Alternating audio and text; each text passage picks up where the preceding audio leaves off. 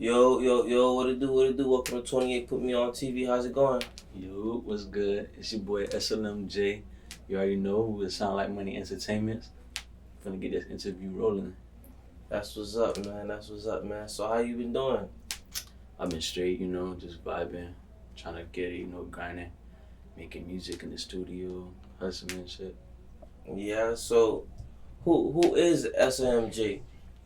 SLMJ, I want to say SLMJ is my alter ego. Like, that's the person that's ready to come out, you feel me? Like, the one that's gonna give y'all the show so y'all could, grasp me a little bit, feel me from a different perspective.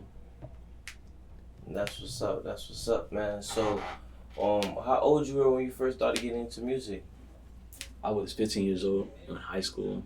I made music, and it was actually me and my dog. We was making music, and we just came together and started making music at his crib. It was inside of like his closet in his crib and shit. So we just made music. I made music, and I kept going. I made this song, like a remix of one of Kodak's songs. You feel me? And it blew up, and then I just kept going. You feel me? Eventually, I went through something.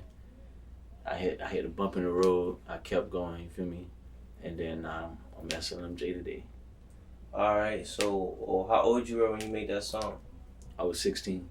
You were 16, and you said that you went through a bump in the road. Would you mind getting some more in depth? What did you mean by that? I went through depression.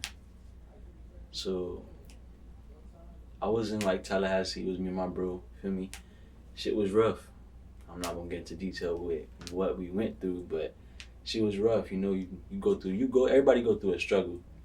So I hit the bump in the road, which was depression, and I got to a point where I just was done with shit. So after that, if it wasn't for my brother, I wouldn't like be here. Like, he kind of like brought me out. You feel me? Like, he helped me see shit with like different, for like a different path in life. Like, it's not only about one thing. He also told me, like, you gotta like stop caring what people think. Just be you. Just like do what you gotta do. Because at the end of the day, you is you. Ain't nobody gonna be you except for you. Feel me? So I just kept going, and then I eventually met with the person I met with, and we just been putting in work. So, what were you depressed about? I ain't even gonna talk about that. I really don't want to. All right. But in life, everybody goes through bumps in the road, and I think as a man, that's kind of what make you who you are, And I think that's where a lot of people may feel like things may get too hard for them, so they go to drugs and all that other stuff. But in reality, who has it easy? I don't really think nobody has it easy. Like, everybody has, whether it's financial, emotional, whatever it is, everybody has their own struggle. I feel you. So what can you say that you learned from that struggle you went through? I can say I learned how to be a better person, because I feel like the old me was kind of like an asshole. I ain't gonna lie.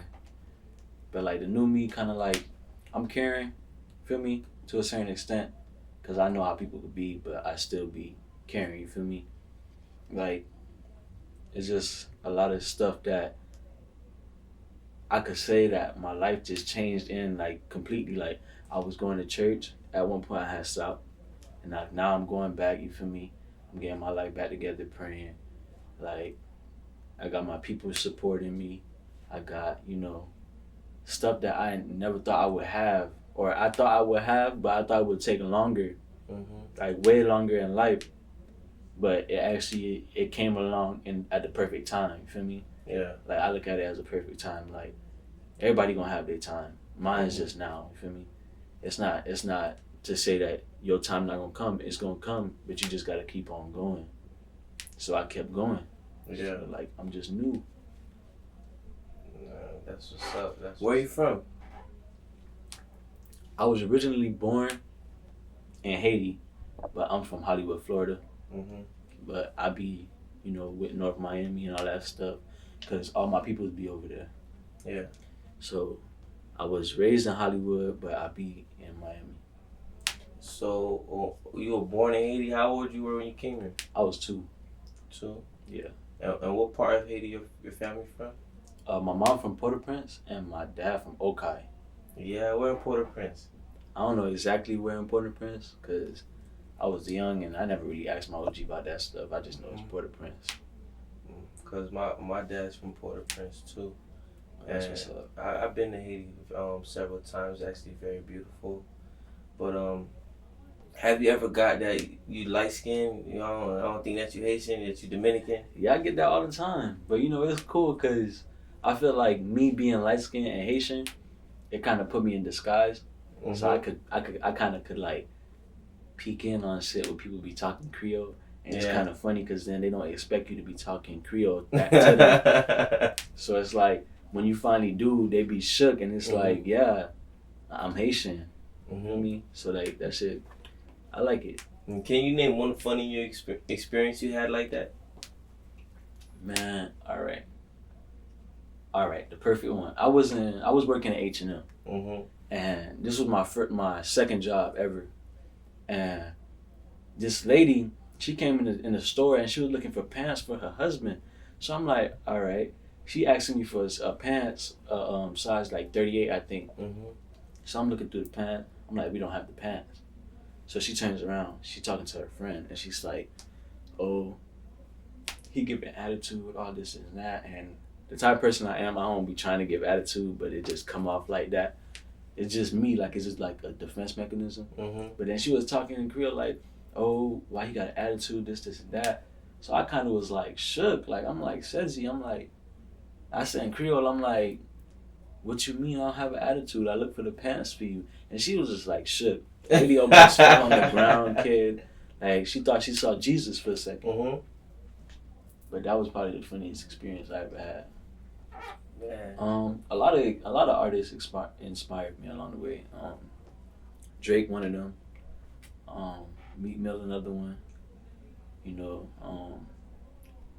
people be like, you too young to listen to Tupac and Biggie, but they wanted them too, because at the end of the day, when you listen to how rap was back then, you kind of get a feel of how it was to live in the 90s, you feel me? Or the 80s. So I feel like giving me that feel also opened my eyes to a different experience. So Tupac and Biggie, those are also two other people.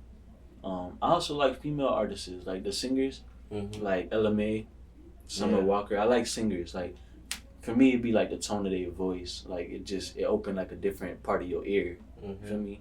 So you hear something different. It's not the same thing every day. But those are pretty much the people that inspire me. Do you have any local artists that inspired you? Local artists. Let me see. Local artists as in like what, like Kodak, one of them? Yeah, like, you know, down south, you know. Let me see, who down south I listen to like that? I listen to Pootie. Well, not down south, but I listen to like Pootie.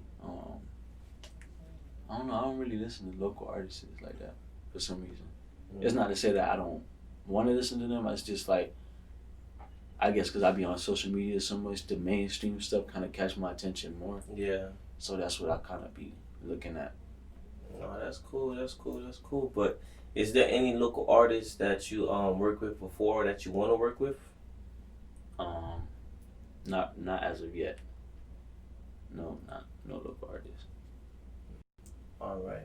And what's your situation looking like? Are you signed? You not signed? I'm not signed. Not signed. I'm an independent artist. I'm just chilling, you know, I'm going a different path, just grinding. And what's in store for the future? What's the next coming from Jay? Actually, the next coming from Jay right now is gonna be my single called "Won't Be None." That's gonna be on all platforms by or before December 1st. Yeah. That's what Jay's coming with. There's gonna be plenty of more throughout the months as well.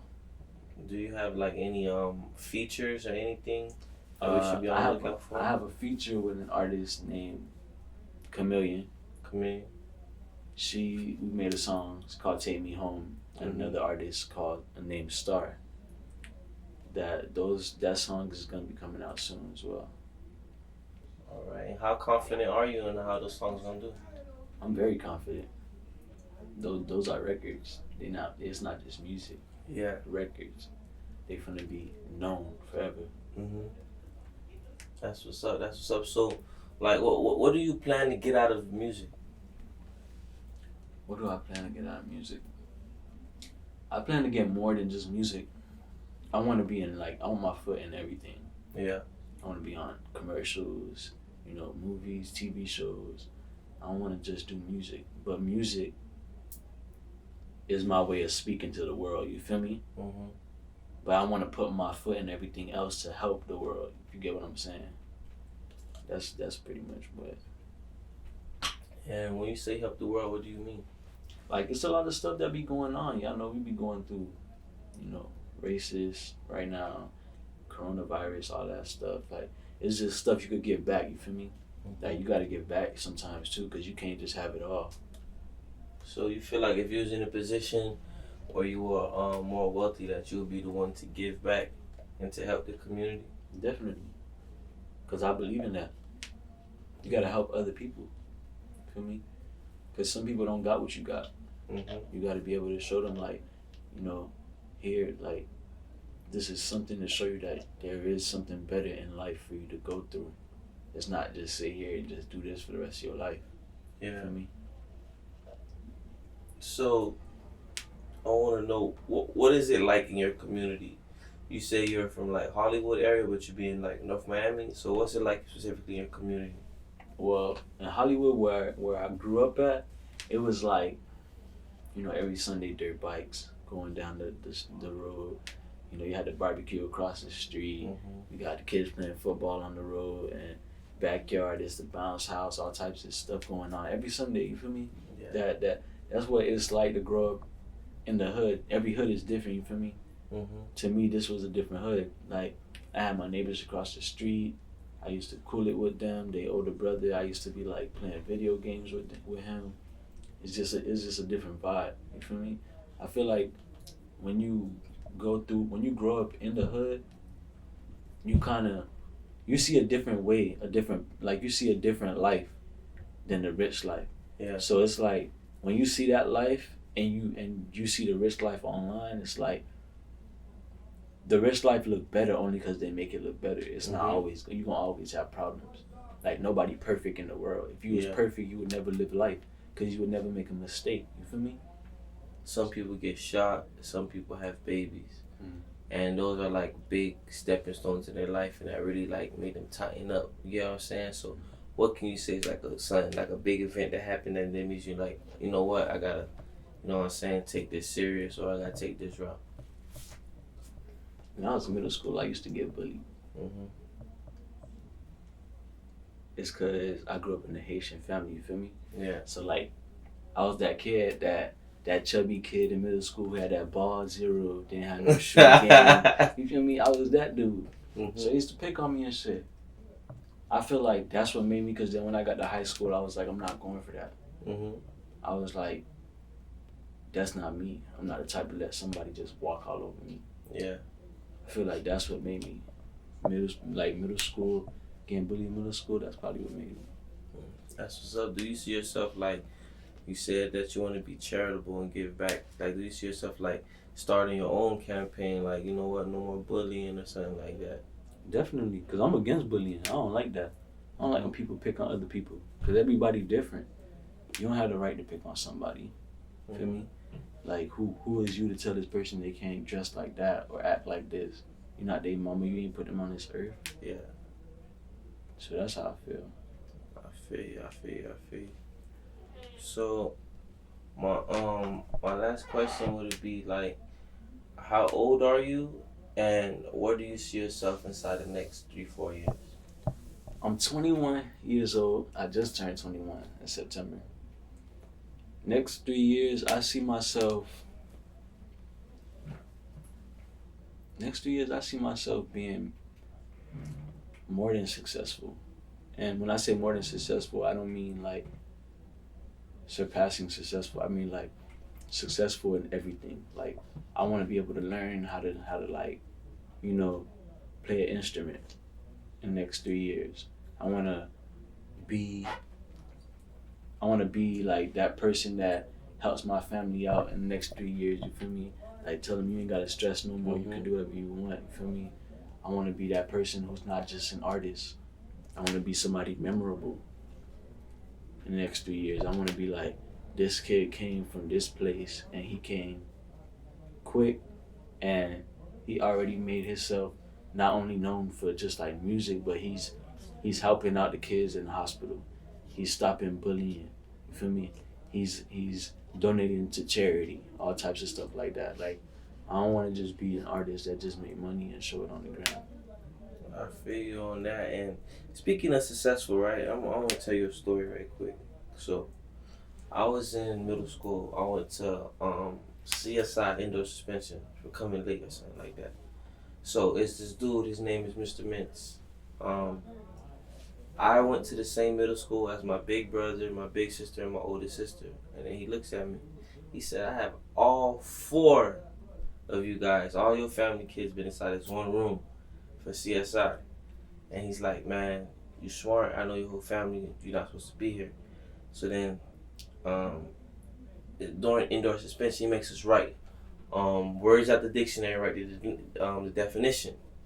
And the word was success. So he said, success is when you do something one time and it goes good. He said you could have a success at a drug deal. You can have success at robbing somebody. But you can't be successful doing that stuff. Because successful is over a long period of time. You get what I'm saying? And when I heard you talk about success, that's what came to my mind when I thought about it. So I kind of want you to see it as this: like, you may have one good song, you may have one moment that's a success, but successful is longevity. You get what I'm saying? And I'm saying that to say this, like, it's also relative to what you believe is success. One person, peace of mind may be successful. You get what I'm saying? Yeah. To the next person, being rich may be their definition of successful. So it's all about you and finding out your meaning of life and what you think things should be. You get what I'm saying? Yeah, I feel you. So what can you say is one thing that you live by? Like, Jay gonna live by this one statement. What's that statement? You'll never know if you're good at something unless you try. Man, why you say that? Because you gotta try in everything in life. You gotta, since you were a kid, you had to try. You had to try to walk, right? You had to try to talk. You had to try to make friends. Yeah. You had to try to drive. So all them things you had to try to do is something you tried and you completed it. You feel me? Mm-hmm. So you never know if you could be the next NBA player unless you try. You never know if you could be the next greatest producer unless you try. You gotta try. You can't just stop. You gotta try everything in life, because the way the world made up, there's so many opportunities. If you don't try, you'll be the only one failing yourself. That's very true. That's very true, man. So it's been nice chopping it up with you, man. I thank you for joining 28 Put Me On TV. Do you have anybody that you would like to shout out? Shout out to Vanna. Shout out to my producer, YL Music. Shout out to my brother, PB Quan. Shout out to my other brother, J3. Shout out to my family. Shout out to everybody else who's going to be supporting me in the future. All right. Thank you for joining.